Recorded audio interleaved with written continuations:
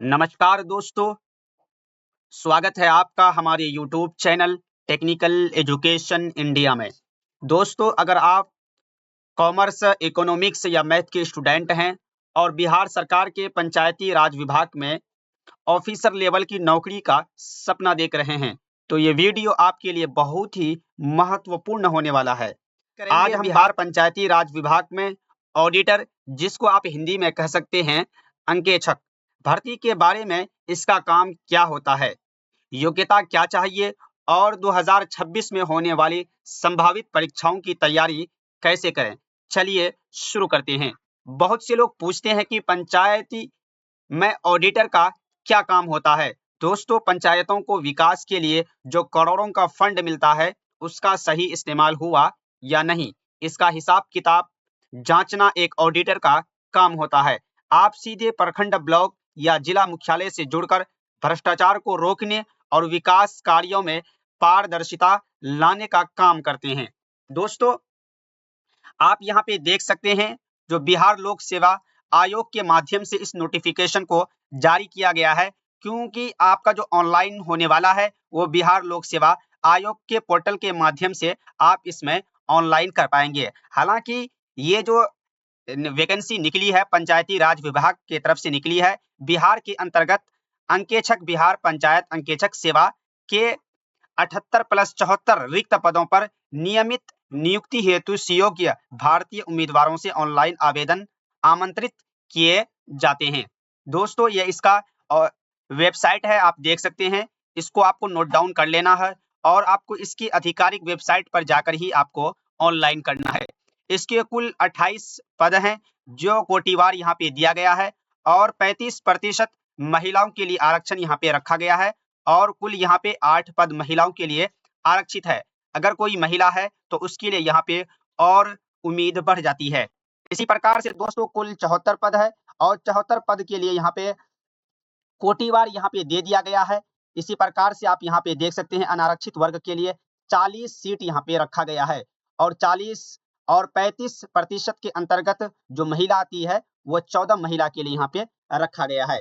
तो दोस्तों, आपको कोटिवार यहाँ पे देख लेना है और आपको इसे अच्छे से समझ लेना है।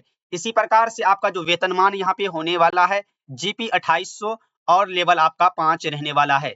शैक्षणिक योग्यता इसमें जो चाहिए, वाणिज्य, अर्थशास्त्र, सांख्यिकी अथवा गणित में से किसी एक विषय में मान्यता प्राप्त विश्वविद्यालय से स्नातक ऑनर्स डिग्री धारक सहित पास कोर्स एवं इसके अतिरिक्त, यानी अगर आप किसी विश्वविद्यालय से स्नातक किए हुए हैं, वो भी वाणिज्य या अर्थशास्त्र या सांख्यिकी, इनमें से अगर किसी विषय से अगर आप स्नातक किए हैं तो आप इसके लिए एलिजिबल हैं। और इसके अतिरिक्त अगर कोई एमबीए किए हुए हैं वित्त में, इसी प्रकार से सीए, ICWA किए हुए हैं और इसी प्रकार से CS डिग्री धारी भी इस पद के लिए आवेदन करने के पात्र होंगे। तो अगर आपको देख लेना है, अगर आप इस विषय के अंतर्गत आते हैं तो आप इसके लिए एलिजिबल हैं और आप इसमें आवेदन कर सकते हैं। इसमें उम्र सीमा की बात करें तो 1/8/2025 को आपकी न्यूनतम उम्र आपकी 21 वर्ष होना चाहिए और अधिक आपकी उम्र 42 वर्ष होना चाहिए। अगर आपकी उम्र इसके अंतर्गत है तो आप इसके लिए पात्र हैं और आप इसमें आवेदन कर सकते हैं। दोस्तों, चयन प्रक्रिया की बात करें तो प्रारंभिक परीक्षा होगा सबसे पहले, उसके बाद आपका लिखित परीक्षा एवं उसके बाद आपका इंटरव्यू के आधार पर आपका चयन किया जाएगा। आपको यहाँ पे ध्यान रखना है, आपका प्रारंभिक परीक्षा होगा, फिर आपका लिखित परीक्षा होगा, उसके बाद फिर इंटरव्यू होगा। प्रारंभिक परीक्षा में सफल उम्मीदवारों से लिखित प्रतियोगिता परीक्षा के लिए अलग से पुनः ससमय आवेदन आमंत्रित किए जाएंगे, यानी उसके लिए आपको अलग से आवेदन करना है और आपको अलग से उसका फॉर्म भी भरना है। प्रारंभिक एवं लिखित परीक्षा में आवेदन में दी गई सूचनाओं में भिन्नता होने की स्थिति में आवेदक को लिखित परीक्षा में सम्मिलित होने से वंचित किया जा सकता है। यानी आपको सेम अपना जो भी आपका डिटेल्स वगैरह होगा, आपको सेम सूचना देना है। अगर उसमें किसी भी प्रकार का कोई भी भिन्नता होगा तो हो सकता है कि लिखित परीक्षा से आपको वंचित किया जा सकता है। तो इन बातों को आपको अपने ध्यान में रखकर ही आपको आवेदन करना है।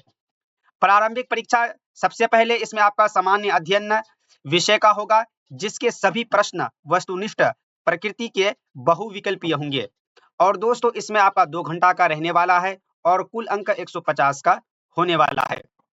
इसी प्रकार से दोस्तों प्रारंभिक परीक्षा में सामान्य श्रेणी से जो बिलोंग करते हैं उसको कम से कम 40%, इसी प्रकार से पिछड़ा वर्ग के लिए 36.5%, इसी प्रकार से अत्यंत पिछड़ा वर्ग के लिए 34%, और इसी प्रकार से अनुसूचित जाति, अनुसूचित जनजाति, महिला एवं दिव्यांग उम्मीदवारों के लिए 32% अनिवार्य होगा।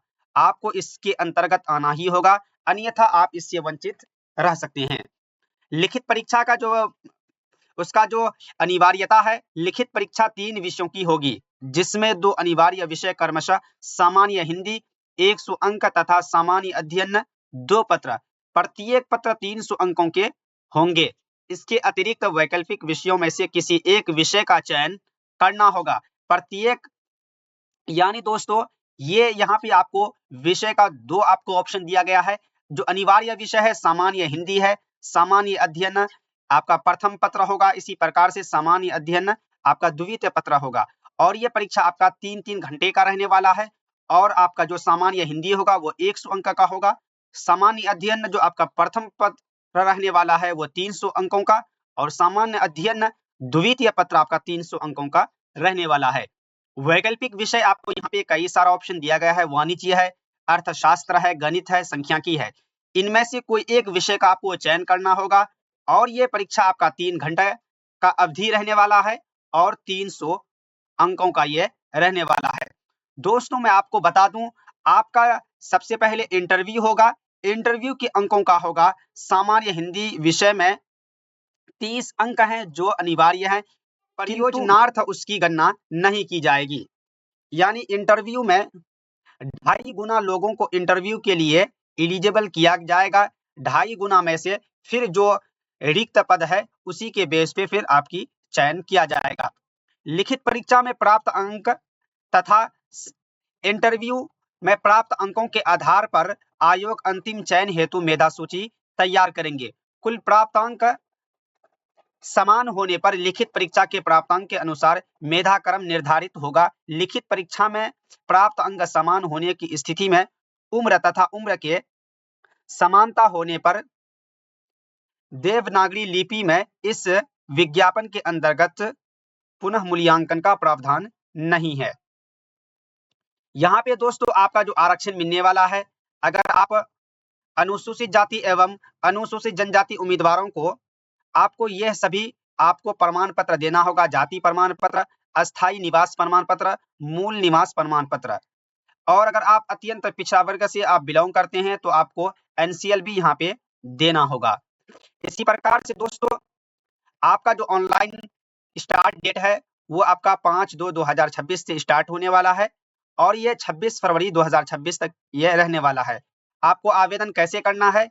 आपको बिहार पब्लिक सर्विस कमीशन के ऑफिशियल वेबसाइट पे आ जाना है। यहाँ आपको ऑनलाइन एप्लीकेशन का आपको ऑप्शन मिल जाता है, आपको इसके माध्यम से यहाँ पे ऑनलाइन करना है। दोस्तों सबसे पहले आपको यहाँ पे OTR करना रहता है। OTR आपको फर्स्ट टाइम करना रहता है, उसके बाद दोस्तों फिर आपको इसमें आवेदन करना पड़ेगा। तो दोस्तों आवेदन कैसे करना है, अगर आपको इसके लिए वीडियो चाहिए तो आप हमें कमेंट के माध्यम से अवश्य बताएं। दोस्तों अगर आप चाहते हैं कि मैं ऑडिटर के सिलेबस पर एक अलग से वीडियो बनाऊं तो कमेंट में यस लिखें, वीडियो को लाइक करें और अपने